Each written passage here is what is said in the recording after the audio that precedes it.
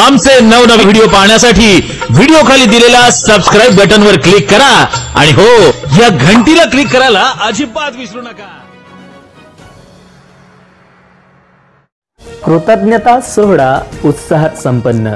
ही बातमी सविस्तर बघण्याआधी आपण आपल्या चॅनलवर नवीन असाल तर जी न्यूज मराठीचे न्यूज चॅनल सबस्क्राइब करून बेल नोटिफिकेशन वाजवा।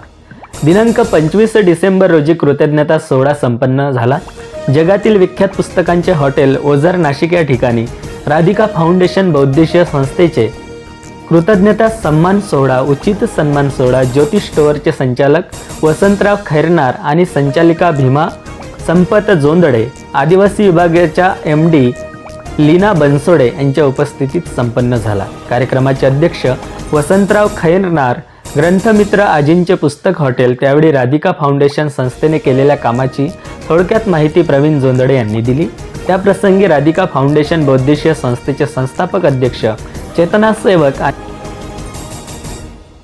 राधिका फाउंडेशन बहुउद्देशीय संस्थेच्या उपाध्यक्ष राणी कासार, खनिजदार अनिल नहार, सदस्य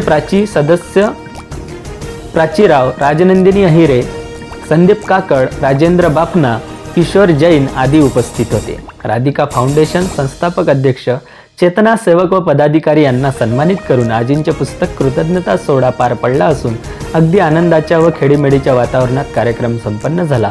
वाचकापासून कोणी वंचित राहू नये यासाठी भीमाबाई जोंधळे यांनी पुस्तकांच्या हॉटेलची निर्मिती केली आहे। विभाग संपादक जी न्यूज मराठी श्याम जाधव, नाशिक।